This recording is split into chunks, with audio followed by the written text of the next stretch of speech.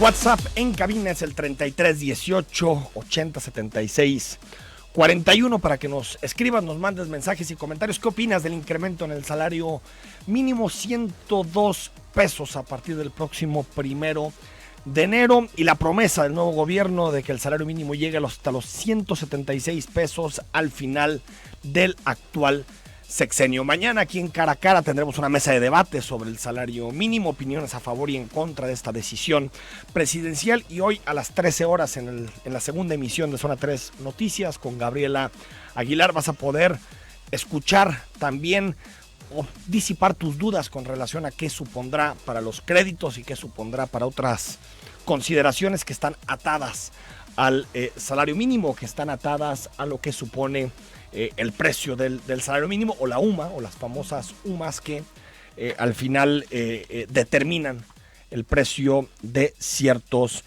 créditos. Andrés Manuel López Obrador estuvo en rueda de prensa desde muy temprano, como usted sabe, en la conferencia matinal. Habló de muchísimos temas, salieron casi todos, desde despojos hasta salarios mínimos, presupuesto 2019, y habló en específico de sus decisiones presupuestales, es decir, cuáles son las apuestas de su gobierno para las próximas semanas, pero también aparecieron, por ejemplo, el tema de Texcoco, y también algunas, no sé si anécdotas, pero algunas rectificaciones del presidente de la República. Por ejemplo, dijo que ya no iba a llamar prensa fifí a lo que él ha llamado de esa manera, que es la última vez que se refiere a la prensa fifí de esa forma, tal vez corrigiendo, un poquito matizando algunas de sus expresiones que ha hecho durante muchos meses, y también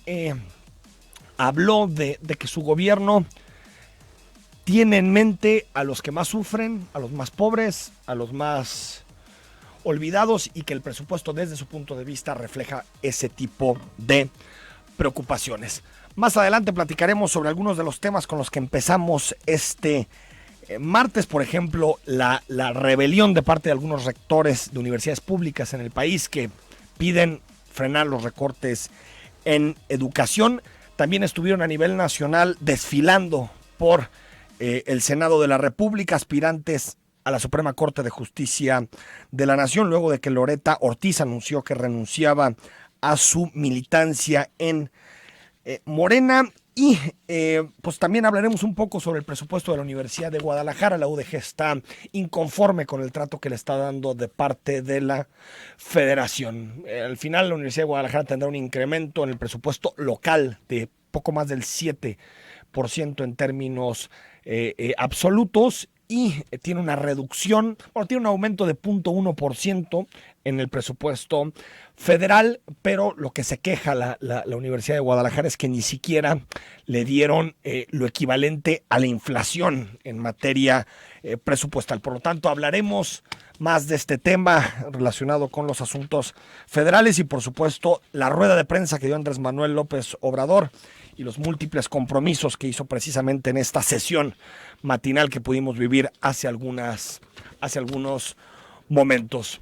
Pero hoy hablamos del nuevo gobierno en el estado de Jalisco, el presupuesto que se aprobó el sábado por la noche en nuestra entidad con el jefe de gabinete del Ejecutivo Estatal, con Hugo Luna. Hugo, ¿cómo estás? Buenos días, Enrique. Muy bien, gracias. Un saludo a todo tu auditorio y gracias por la invitación. Oye, Hugo, en términos generales, ¿cómo calificas el presupuesto que aprobaron los diputados? Le movieron un poquito, ¿no?, a lo que ustedes en su momento consideraron. Sí, yo creo que primero, lo hemos dicho de una y otra forma, es un presupuesto que responde a la coyuntura nacional, también evidentemente a una línea de trabajo que está apretando de forma muy, muy fuerte la austeridad, los gastos superfluos que el gobierno tenía, alineando muchas estructuras del gobierno para que estén más concentradas en los servicios.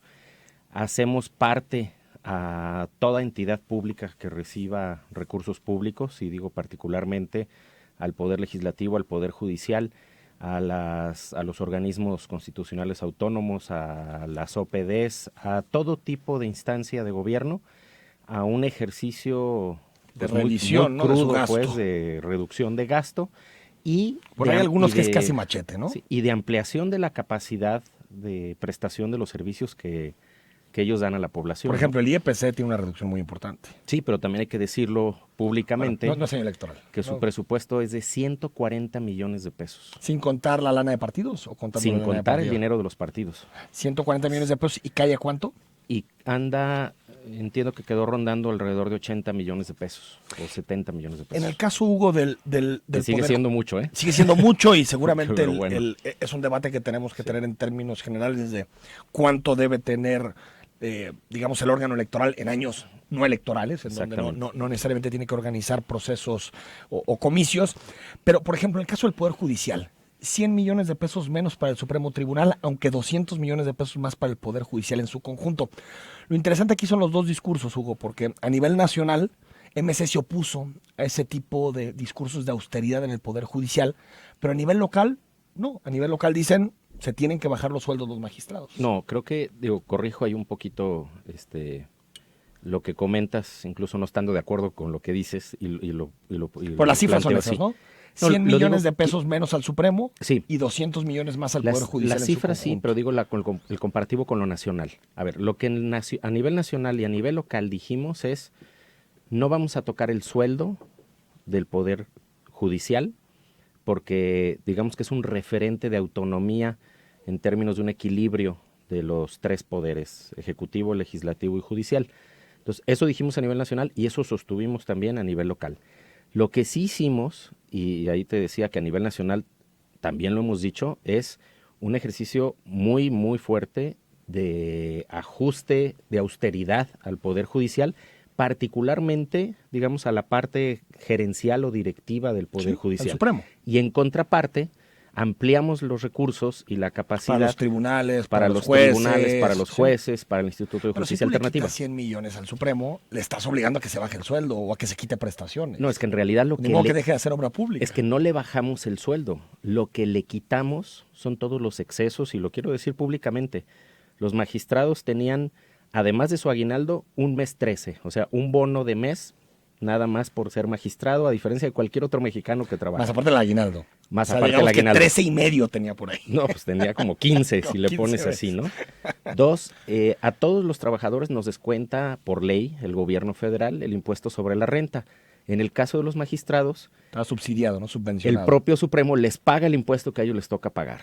Más seguros de gastos médicos mayores, más vales de despensa a un nivel de el ingreso de un magistrado donde no necesita vales de despensa, más bonos especiales, más bolsas de gastos de representación, comidas, celulares, choferes, vehículos. Entonces, curiosamente, cumplimos, no tocamos el sueldo, pero le quitamos todos esos excesos de lujos que ellos creen que se los merecen por ser magistrados, pero es tanto como pensar que hay ciudadanos de primera y de segunda, Pero, ¿no?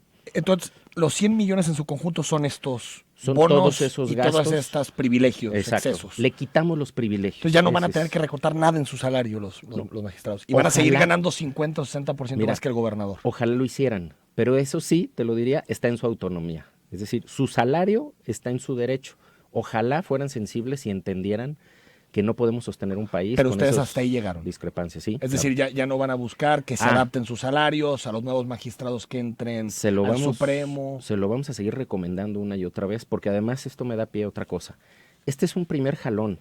En los próximos 6 meses vamos a seguir trabajando con todas las OPDs y con todas las instancias de gobierno que reciben recursos públicos para encontrar mecanismos que permitan hacer más eficiente su operación y más económica. Porque en un escenario donde el gobierno federal le quita los recursos que por derecho tiene Jalisco, pues tenemos que encontrar mecanismos para que el gobierno pueda seguir invirtiendo en resolver las necesidades de la gente y no en la burocracia dorada que significa estar en el gobierno. ¿Pierde recursos Poder Judicial?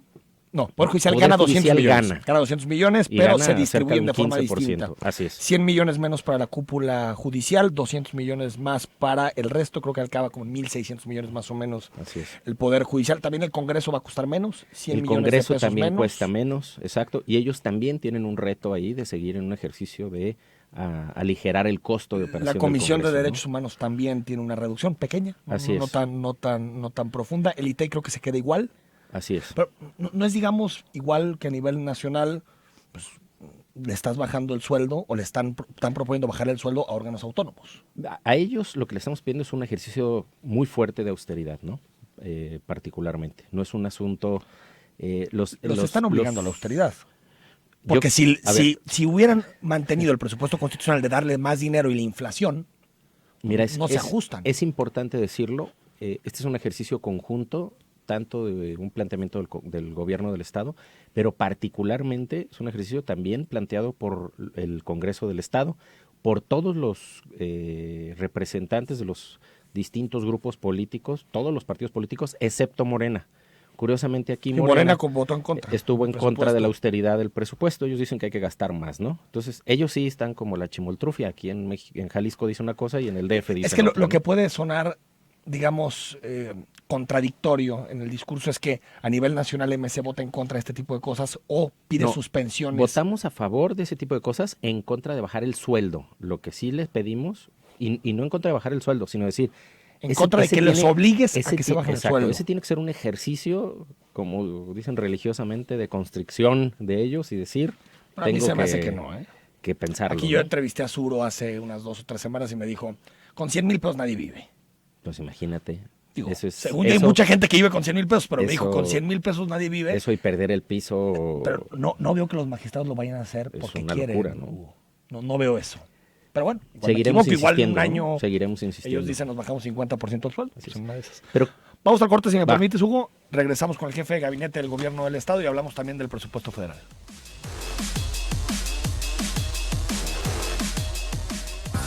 Estética auditiva. WhatsApp es el 33 18 80 76 41. Si le quieres hacer una pregunta, un comentario o una opinión al jefe de gabinete del gobierno del Estado, Hugo Luna.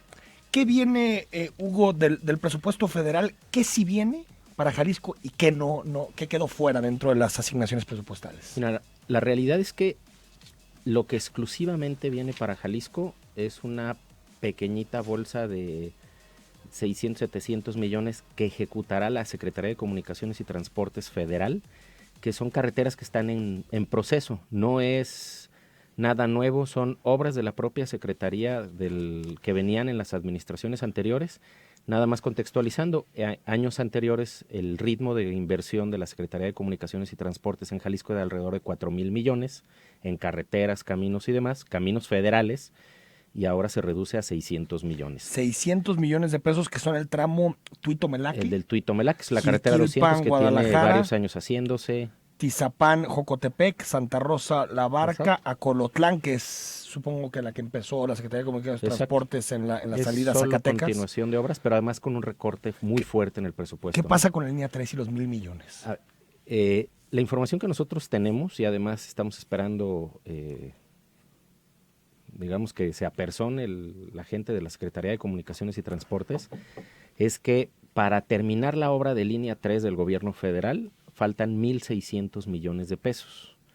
Y entonces lo que hicieron, yo supongo que así como en servilletita, como están haciendo mucho las cosas a lo caguamas, le pusieron 1,000 millones. Eso significaría pues que entonces línea 3 la van a terminar en 2020, supongo, porque faltan 600 millones más O sea, 1,600 millones faltan para terminar la obra. para terminar línea 3. Entonces, ¿en qué terminará el costo total? 31,000 y cacho. Parece ser que por esos niveles van. Esa información te la da Secretaría de Comunicaciones y Transportes. Esa es la información que ya de obtenemos este nuevo gobierno. con los enlaces del nuevo gobierno, así es.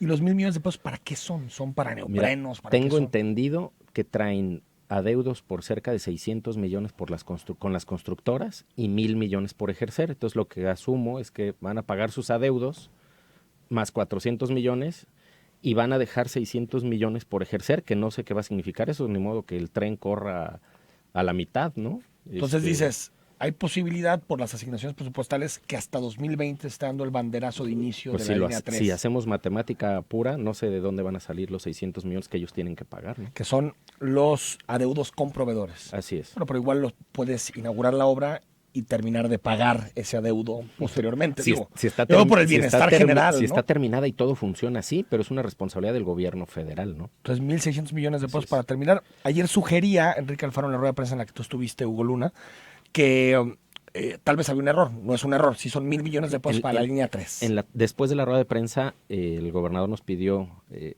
revisar exactamente el detalle y en la tarde tuvimos esa información y por eso lo comparto ahorita, ¿no? 500 millones de pesos para el Zapotillo.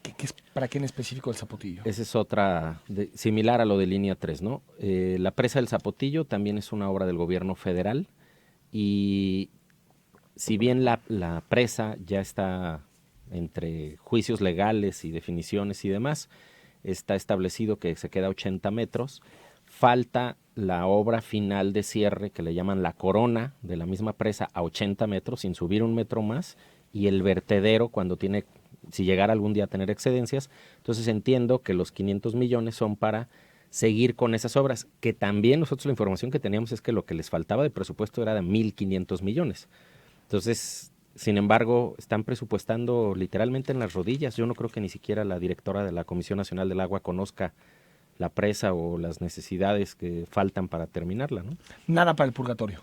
Nada para el purgatorio, que explicando al auditorio es el mecanismo que permitiría que la ciudad de Guadalajara estuviera asegurada el agua por los próximos 20 años y es la que pudiera acercar el agua del Río Verde y de la propia presa del Zapotillo hacia Guadalajara, ¿no? Nos quitaron, digamos, esa etiqueta de un proyecto que el propio gobierno federal anterior ya llevaba avanzado y ahora el gobierno de Andrés Manuel que lo se elimina, esperaban, ¿no? 5.000 millones de pesos para el purgatorio, ¿no? Así es. En específico no hay nada, entonces No hay no nada. se va a poder comenzar esa obra Bueno, en 2019. el presupuesto federal todavía no se aprueba en el Congreso y estamos insistiendo a sensibilizar al gobierno federal que se están equivocando, ¿no? Con Jalisco y con todo México, porque esto, por ahí han estado abordando el tema, se le aplicaron a los 32 estados del país y a los del sur no, 2.500 ¿no? Los del sur sí municipios. reciben más recursos, ¿no? Sobre todo proyectos de infraestructura federales que van a esos estados, ¿no? Sí y no, Enrique, porque,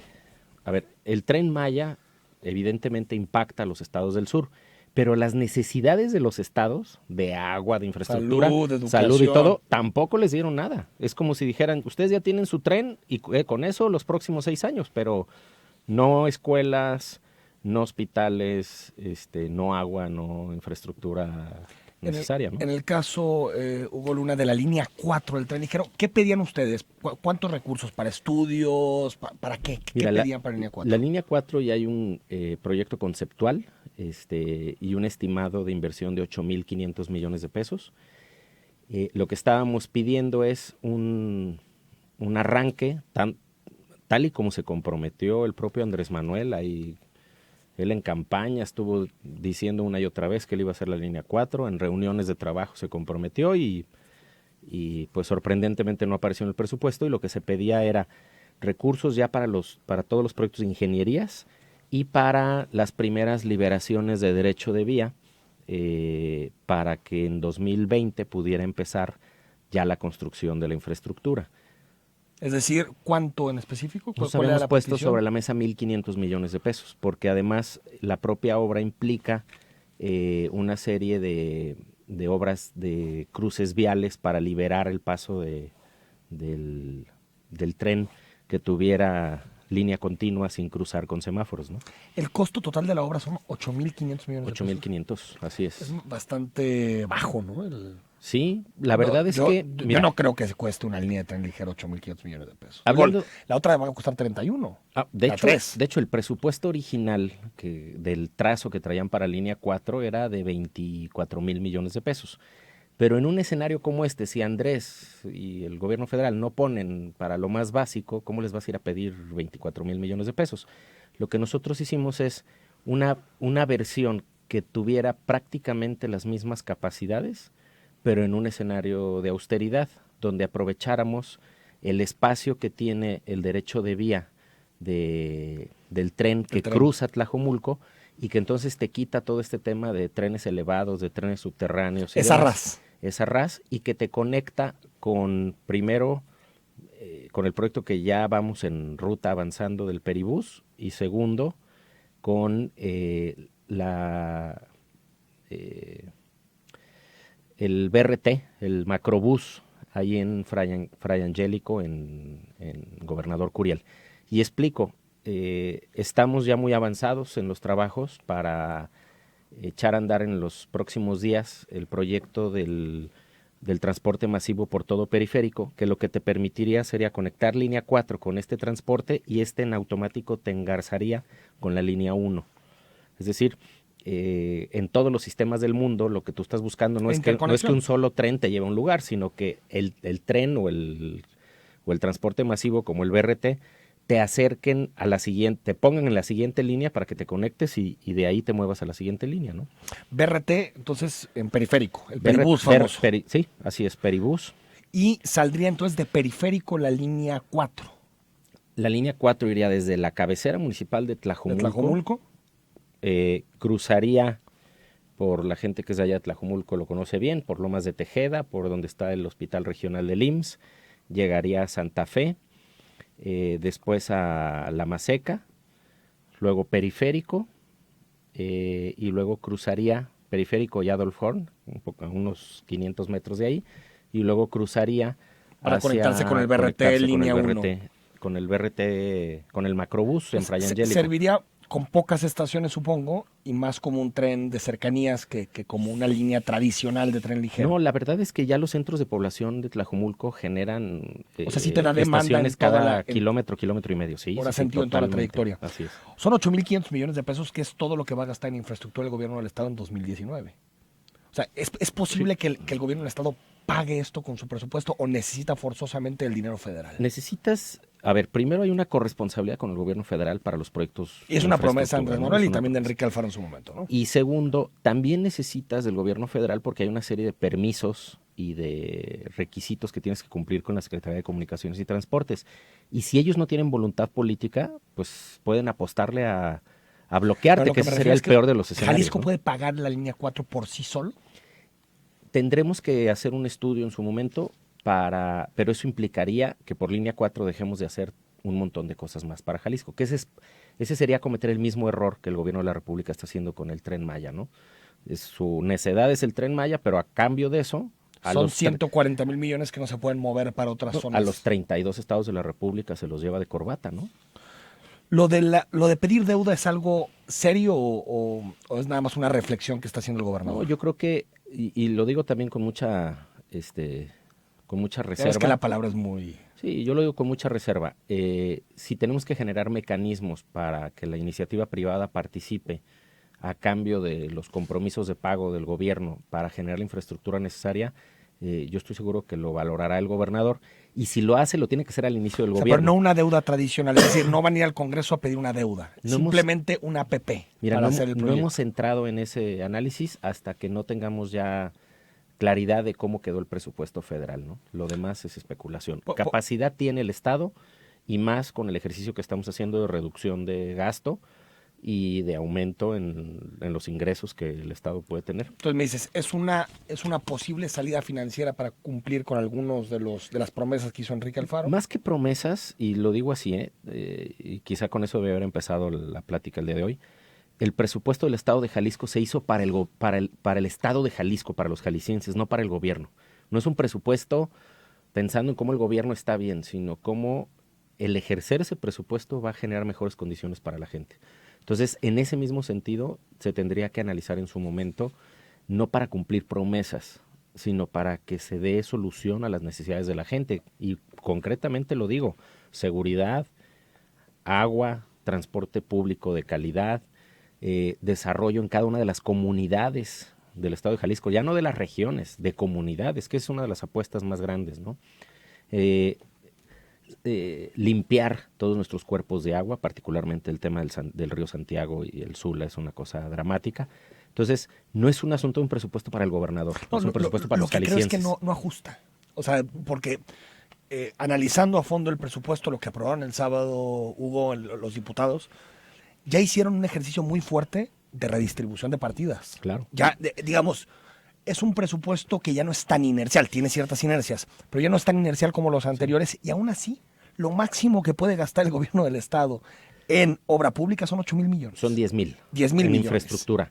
Y le contextualizo al auditorio, ¿eh? Y me acuerdo que en el debate, perdón, Hugo, dijo Enrique Alfaro, en el segundo debate, dijo, el rezago en Jalisco en infraestructura asciende a 154,000 millones de pesos. Así es. Es imposible encontrar ese dinero. Es imposible. Pero le vamos a seguir neciando al tema, ¿eh? O sea, si la federación no quiere, es muy difícil cumplir con ese tipo de cosas. Estoy totalmente de acuerdo y además quiero explicarle algo al auditorio. No es que le estemos pidiendo al gobierno federal que nos dé dinero. Sí, no es una dádiva. No es una y- dádiva. Todos los estados de la República y todos los mexicanos pagamos nuestros impuestos y quien los recolecta es el gobierno federal y está obligado, de acuerdo a un pacto federal, de redistribuirlos. Que es un buen debate que deberíamos de tener. Sí. La ley de Ahora, coordinación fiscal del 78. no es que les estemos pidiendo dádivas. La realidad es que son los impuestos que los jaliscienses pagamos y que deberían de Pero quedarse Andrés Manuel aquí. te puede responder. Tienen más necesidades en Tabasco, en Chiapas, en Quintana Roo, que en Jalisco. Absolutamente. Y tú lo dijiste hace rato, además tuvimos platicado de eso. Los jaliscienses pagamos más impuestos de lo que recibe el estado de Jalisco. Somos un estado rico. Somos un relativamente rico. Sí, y digamos, estamos de con- acuerdo con- en la subsidiariedad que tenemos que tener con nuestros hermanos mexicanos de otras regiones del país. Lo que no estamos de acuerdo son los excesos de un plumazo, no solo a Jalisco, insisto, igual se pasaron por encima de la Ciudad de México y de estados gobernados por Bueno, Morena. la Ciudad de México le fue bien, ¿no? Porque la Ciudad de México tiene una fórmula distinta Sí. que le da A quien- un excedente de A quien también le redistribución. metió un madrazo fue a Nuevo León. Así es. En términos de presupuesto. Vamos al corte y ya nos pasamos por 5 o 6 minutos y regresamos con Hugo Luna. Comentarios y mensajes al WhatsApp 33 18 80 76 41. Hay muchas interpretaciones que están haciendo nuestros radioescuchas sobre el presupuesto local y federal, por si le quieres hacer la pregunta a Hugo Luna, jefe del gabinete estatal. Hugo Luna, sobre el tema de la nómina en el presupuesto 2019, son 800 millones de pesos más en nómina. ¿Para quién? ¿Para policías? ¿A dónde va a ir ese incremento? A ver, particularmente, quiero explicarlo así, la nómina del gobierno del Estado está por debajo de la inflación incluso. Y lo que se está haciendo es ampliar plazas, particularmente de ministerios públicos, policías, y hay una serie de paquetes de justicia laboral en la parte de seguridad. Está ampliado el presupuesto también para iniciar con el proceso de homologación salarial de la Policía Metropolitana. También hay un paquete de justicia laboral hacia hospitales civiles, hacia el sector salud. Lo que estamos haciendo es enfocar principalmente, digamos, los recursos de nómina y los ahorros logrados hacia las necesidades más fuertes que tienen que ver con seguridad, salud y eventualmente educación. Y otra parte importante es que la parte de servicios del gobierno en el interior del estado, y no lo digo en las cabeceras de región, sino en todas las comunidades, también hay un incremento en capacidad, porque uno de los programas más importantes va a ser el de maquinaria agrícola y para arreglar caminos, que va a trabajar en los 125 Aquí hay un incremento muy importante municipios del de estado. 190% para el campo, ¿no? 176% en la apuesta para y fíjate, tiene que ver, cuando hablamos de caminos a cosechas, no solo es el tema de producción del campo, sino los caminos son también los que conectan las comunidades más alejadas a las cabeceras municipales, y eso significa que conecta servicios de salud y servicios de educación. O sea, en realidad es una infraestructura que el gobierno va a realizar de la mano con los municipios a efectos de conectar y articular mucho mejor el estado de Jalisco, y eso nos va a empezar a generar condiciones de abatir rezagos importantes en las comunidades más alejadas del estado, ¿no? ¿Tenemos fecha para la presentación del nuevo modelo de transporte, el nuevo sistema? Tendría que ser, se había comprometido todo el equipo de movilidad y de transporte público a tener lista la propuesta antes de que terminara el año. Ahorita prácticamente estamos condicionados a ver cuál va a ser la respuesta del gobierno federal al presupuesto, y a partir de eso, o si no es la última semana del año, tendrá que ser los primeros días de enero, ¿no? Están definiendo entonces qué día lo presentan. Sobre el caso del incremento al precio del transporte público, el gobierno ya tiene una posición, va a quedar en 9.50, van a seguir el mismo modelo del sexenio anterior, de que las rutas que vayan transformando se acceden a esta... Yo creo que lo más importante es, a partir de una tarifa definida de 9 o 9.50, entrar a un ejercicio muy agresivo de calidad en el transporte y de monitoreo de la calidad en el transporte. O sea, más la supervisión que la tarifa. Sí. Y luego vamos a un segundo punto que creo que sí es muy importante. Ya no hay opción, tenemos que interconectar el sistema y que eso permita que quien tome 3 o 4 camiones no tenga que pagar 3 o 4 veces la misma tarifa, sino que puedas entonces empezar a generar una... Si te si, no sé, tomas la línea 1 y después el macrobús, no sé, que cueste la mitad el transbordo. Un ejercicio de ese tipo, que son los números que están calculando y trabajando el equipo, para que en realidad quienes más utilizan el transporte público puedan incluso tener mecanismos de prepago mensual o algo así, que les permita usarlo mucho sin tener que pagar y en realidad la tarifa va a disminuir significativamente en esos casos. No les gusta mucho esa fórmula. Pues entonces que le regresen su concesión al Estado y que el Estado lo preste, ¿eh? No hay ningún problema. Sobre los programas sociales hay mucho debate, Hugo Luna. A partir, por ejemplo, el caso de los bienevales, todo eso se mantiene en 2019, ¿no? Así es. Los trasvales. Sí. En el caso del apoyo a los adultos mayores, ¿qué va a pasar? Porque hay mucha malinformación en torno a este tema. Yo creo que es y lo digo en 3 pasos muy sencillo. Primero, el gobierno federal, Andrés Manuel, dijo que él se iba a hacer cargo de la pensión a adultos mayores, se lo dijo a los gobernadores, les pidió que no se metieran, que no duplicaran esfuerzos. Segundo, ese ha sido uno de los pretextos que ha tenido el gobierno federal para quitarle el dinero a los estados y los municipios del país, porque dicen, y si se fijan, el presupuesto federal es una suma de 100,000 millones de pesos para adultos mayores, una cosa... Sí. Lo pongo en contexto al auditorio, es el tamaño del presupuesto del gobierno del estado de un año, eso es lo que Andrés le quita a todo el país. Y lo va a utilizar para las pensiones. Que lo va a usar para las pensiones. Él empezó el 6 de diciembre. El problema es que nadie sabe dónde registrarse, dónde empadronarse, que van a pasar a tu casa. Te escribe mucha gente para decirte a qué edad, cómo. Digo, gente que ya venía recibiendo su pensión estatal. Creo que ha sido parte de un grave error hecho por el gobierno de la República, y es utilizar al partido político de Morena en un ejercicio clientelar para con hacer recursos eso. Públicos. Y con un desorden ahí total, y traen a todo el mundo a vuelta y vuelta, faltándole el respeto a los adultos mayores. Eso es lo que pasó el domingo. ¿No? Pero el gobierno del Estado ya no se encarga de ese. A partir del 1 de diciembre lo debió de haber hecho el gobierno federal, no lo hizo, y el gobernador Enrique Alfaro decidió hacer una ampliación presupuestal para poder entregar ese apoyo en diciembre y evidentemente alzar la voz para asegurarse que el 1 de enero realmente cumpla el gobierno federal con los adultos mayores. Los adultos mayores. Bueno, hay también ideas, ya ves que está todo este asunto del Jalexit. Pues nos dice 1326, estaría bien pensar en independizar a Jalisco de México, es loca la idea, pero que no hay que meterle más. No, yo creo que somos mexicanos. Pero creo que un sistema federal más funcional nos ayudaría a todos. Yo creo que un sistema más justo y funcional, evidentemente, y que no suceda esto que está pasando, porque además, lo explico así, le retira... el presupuesto que plantea el gobierno de Andrés Manuel, le retira el dinero a los municipios, se lo retira a los estados, pero también a sus propias secretarías. Le está quitando presupuesto muy importante a cultura, a comunicaciones y transportes, a agua. Entonces, Ciencia. La realidad es que eso va a generar una serie de boquetes estructurales al país si sigue con esa tendencia de quitar el dinero y ponerlo solo en los temas, aquí no que le interesen al país, que le interesan al presidente. Vamos al corte y le leemos más comentarios a Hugo Luna, hay muchísimos sobre el presupuesto en Jalisco y Nacional.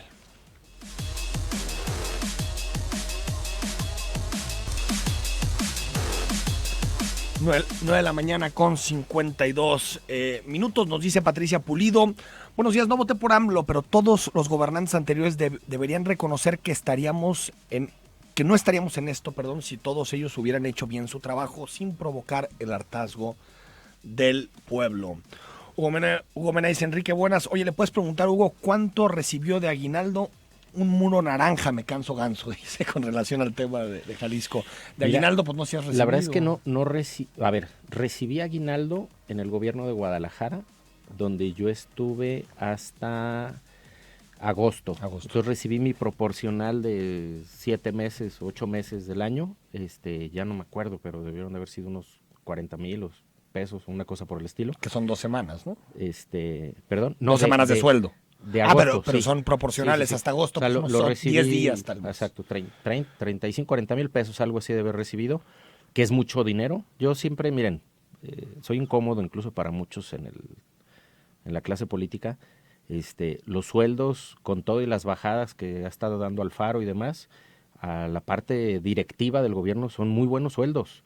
Y yo también coincido que entre más achatemos la pirámide y los que más ganamos un poco menos y los que menos ganan un poco más, vamos a tener una mejor sociedad, ¿eh?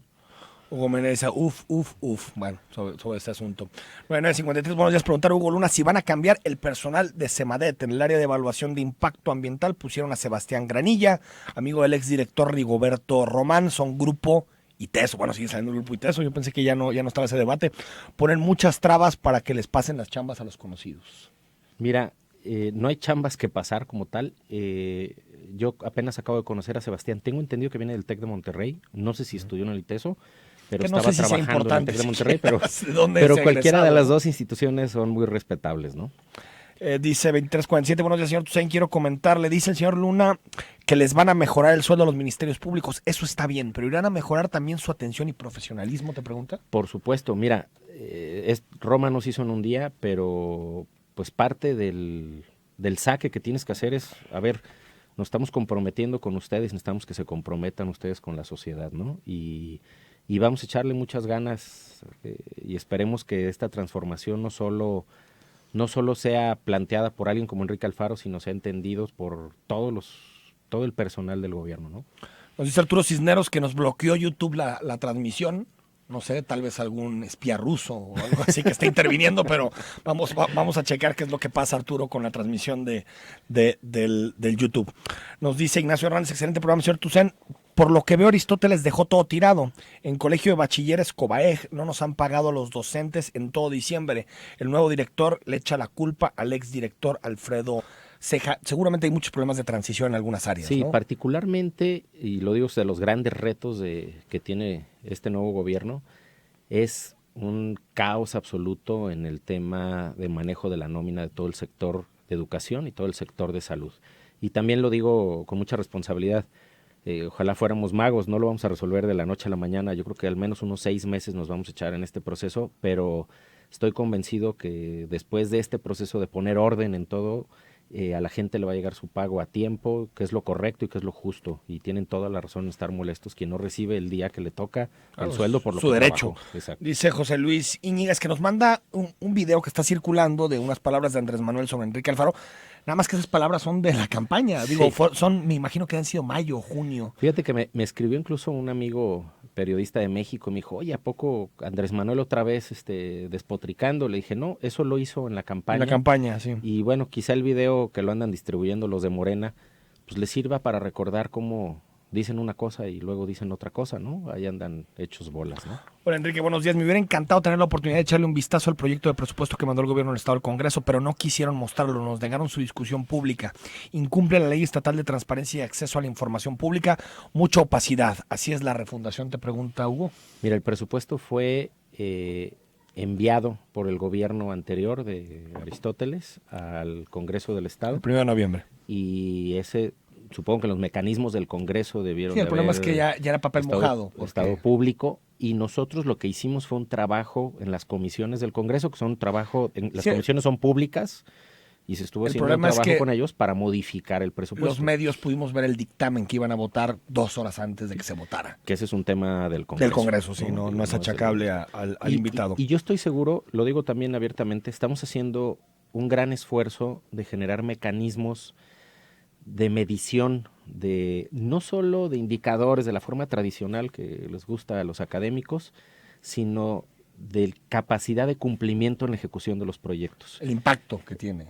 No, si dijiste empiezo hoy y termino en una semana, ¿dónde vas en ese proceso? Pero también el impacto, ¿no? A ver, si tú dijiste que tal programa iba a reducir la pobreza tanto porcentaje, si lo cumpliste o no, ¿no? Exactamente, eso también, pero sobre todo es para generar mecanismos que podamos estar mostrando a la sociedad de cómo vamos caminando, que eso es, creo que muy valioso para todos, ¿no? Carlos, un dato interesante es que el costo de la línea 4 se pudo bajar a casi 1/3 del costo original. Eso quiere decir que cuántas obras podrían haberse hecho por menos dinero. Solo les hacía falta que la de la Federación les recortara más dinero. Interesante. No, la verdad es que los 24,000 es un proyecto que dijiste distinto, y lo que hicimos es, como todos le hacemos en el escenario de escasez, repiensas el con más proyecto creatividad, y, aparte. y generas mecanismos para poderlo ejecutar. así. Edgar Medina, ¿cómo van a resolver el problema de tráfico del periférico? Bueno, ahí está la propuesta de Peribús también. Iván Guzmán, el invitado parece no podemos decir eso. Hay un plan que este neopanismo no lo entiende. Es una mentada. Piden lo que no dieron, te dice.